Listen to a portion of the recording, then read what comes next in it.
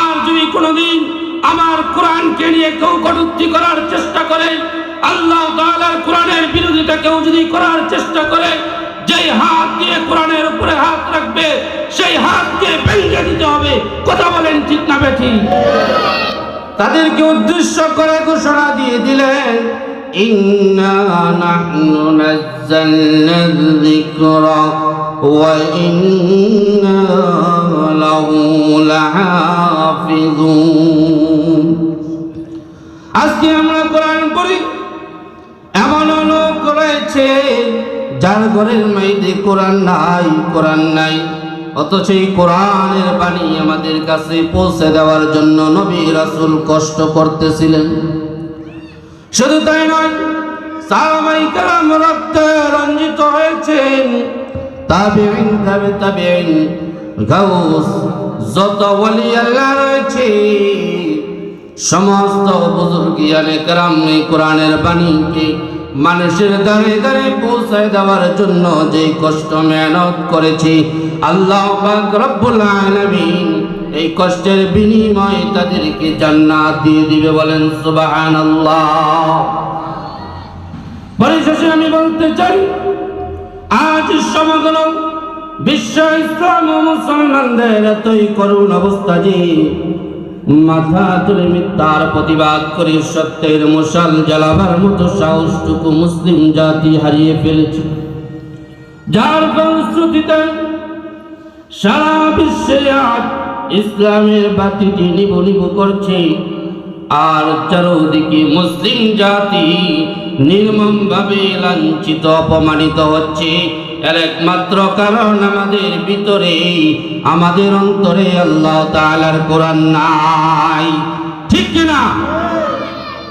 পরিশেষে আমি বলতে চাই, এই কোরআনকে নিয়ে যারা অবমাননা করবেন, আমার কোরআনকে আমি ভালোবাসি, কেমন ভালোবাসি? আমি আমার সন্তানকে ভালোবাসি, আমি আমার মা বাবাকে ভালোবাসি, সব ভালোবাসা একদিকে।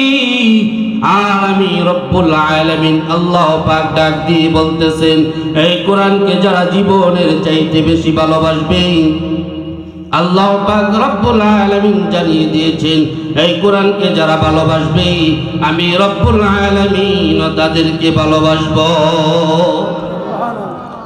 এই কোরআনকে আজকে যারা শেষ করে দেওয়ার জন্য অবমাননা করতেছে, আমার দেশের পার্শ্ববর্তী দেশ ইন্ডিয়া সবচাইতে বড় জুলুম নির্যাতন করতেছে, আরো বিভিন্ন রাষ্ট্রে কোরআনকে শেষ করে দেওয়ার জন্য জুলুম অত্যাচার শুরু করে দিয়েছি।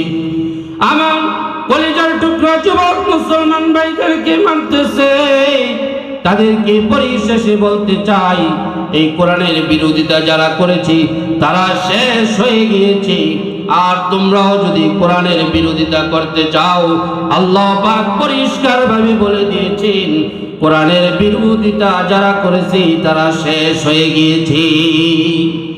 এই কারণে আমরা কোরআনকে ভালোবাসি, কোরআনের জন্য জীবন দিতে প্রস্তুত রয়েছি।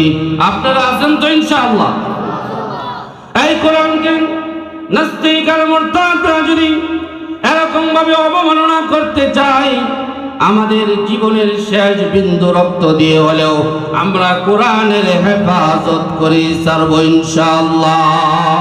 রাজি আছেন তো ইনশাআল্লাহ?